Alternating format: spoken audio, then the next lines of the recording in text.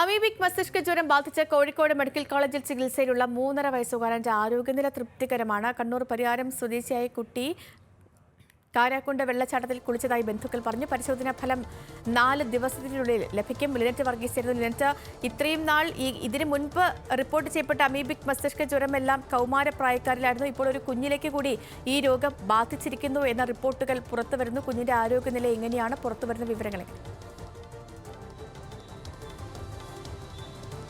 സേതു, കുട്ടിയുടെ ആരോഗ്യനില പൂർണ്ണമായും നല്ല രീതിയിലാണ് എന്നാണ് ഡോക്ടർമാരും അവിടുത്തെ ആശുപത്രി അധികൃതരും നൽകുന്ന വിവരം.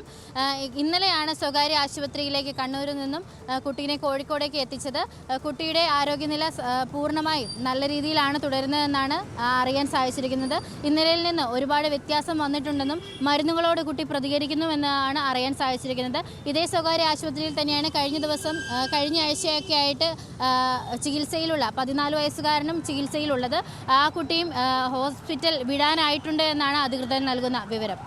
ഈ മേഖലയിൽ നിന്ന് അമീബിക് മസ്തിഷ്ക ജ്വരം സമാനമായ ലക്ഷണങ്ങളുമായി വേറെ ആരെങ്കിലും അഡ്മിറ്റ് ആയിട്ടുണ്ടോ ലിനറ്റ്? സേതു, ഇതുവരെ അങ്ങനെ ആരും തന്നെ അഡ്മിറ്റ് ആയിട്ടില്ല. പക്ഷേ എല്ലാവരും ജാഗ്രത പുലർത്തണമെന്ന് തന്നെയാണ് ആരോഗ്യവകുപ്പ് നിർദ്ദേശം നൽകിയിരിക്കുന്നത്. പ്രത്യേകിച്ച് കുട്ടികളോടും അതേപോലെ തന്നെ കുളത്തിലും പുഴകളിലും ഒക്കെ കുളിക്കുന്ന കുട്ടികളോടൊക്കെ അതീവ ജാഗ്രത പാലിക്കണമെന്നാണ് ആരോഗ്യ വകുപ്പ് നൽകുന്ന നിർദ്ദേശം. സേതു, ശരി. അമീബിക് മസ്തിഷ്ക ജ്വരം ബാധിച്ച് കോഴിക്കോട് മെഡിക്കൽ കോളേജിൽ ചികിത്സയിലുള്ള 3.5 വയസ്സുകാരന്റെ ആരോഗ്യനില തൃപ്തികരം എന്നറിയുന്നത് ഏറെ ആശ്വാസകരമായ കാര്യം. കുട്ടിയുടെ പരിശോധനാ ഫലം വരും ദിവസങ്ങളിൽ തന്നെ ലഭ്യമാകുമെന്നാണ് ആശുപത്രി അധികൃതർ നൽകുന്ന സൂചന.